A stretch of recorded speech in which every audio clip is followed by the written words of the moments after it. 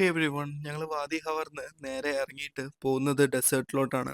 കുറച്ച് ദൂരമുണ്ട്. പോകുന്ന വഴിക്ക് വഴിയും തെറ്റി. അങ്ങനെ ഞങ്ങൾക്ക് സൺസെറ്റ് മിക്സായി. ഡെസേർട്ടിലോട്ട് കയറുന്നതിന് മുമ്പായിട്ട് തന്നെ ഇരുട്ടായി തുടങ്ങിട്ടോ. പിന്നെ സാരമില്ല, നമുക്ക് നാളെ സൺറൈസ് ഉണ്ട്, അത് കാണാം. അങ്ങനെ ദേ ഞങ്ങൾ ഡെസേർട്ടിൽ കയറി. സഫാരി ഭയങ്കര അടിപൊളിയായിരുന്നു. ഇതേപോലെ ക്യാമൽസ് ഒക്കെ ഉണ്ടായിരുന്നു. ആൻഡ് ഓൾസോ ഇതേപോലെ സാൻഡ് ഡ്യൂൺസിൻ്റെ ഉള്ളിൽ കൂടെ വണ്ടി പോകുമ്പോൾ ഭയങ്കര ജെർക്കിംഗ് ആണ്. അങ്ങനെ നമ്മളൊരു പ്ലെയിൻ ആയിട്ടുള്ളൊരു സേഫ് ആയിട്ടുള്ള തോന്നിയൊരു സ്ഥലത്ത് നമ്മൾ നിർത്തി. അങ്ങനെ നമ്മുടെ പായ വിരിച്ചു. ഇന്ന് ദേ ഇവിടെയാണ് ട്ടോ സ്റ്റേ. ഇങ്ങനെ പായയിൽ ആകാശം നോക്കി കിടക്കണം. ഞാൻ ഭയങ്കര എക്സൈറ്റഡ് ആയിരുന്നു. കാരണം ഇതെൻ്റെ ഫസ്റ്റ് നൈറ്റ് ക്യാമ്പാണ് ഡെസേർട്ടിൽ. ആൻഡ് ഓൾസോ ഞാൻ ഈ വഹീബ സാൻഡ്സിൻ്റെ മുകളിൽ കൂടിയാണ് ഞാൻ വെർജിൻ ഓപ്പറേറ്റ് ചെയ്യുന്ന സമയത്ത് ഫ്ലൈ ചെയ്യൽ.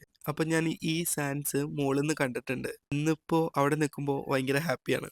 പിന്നെ ദേ നമുക്ക് ഇന്ന് നൈറ്റ് ബാർബിക്യൂ ആണ്. അപ്പോൾ ചാർക്കോൾ കത്താൻ കുറച്ച് താമസം എടുത്തു. കാരണം അത്യാവശ്യം നല്ല കാറ്റായിരുന്നു. ഇതൊരു സർവൈവൽ ടാസ്ക് പോലെയായിരുന്നു. ഫൈനലി നമ്മൾ കത്തിച്ചെടുത്തു കേട്ടോ. അപ്പുറത്തുനിന്ന് പുല്ലൊക്കെ പറിച്ച് വന്നിട്ട്.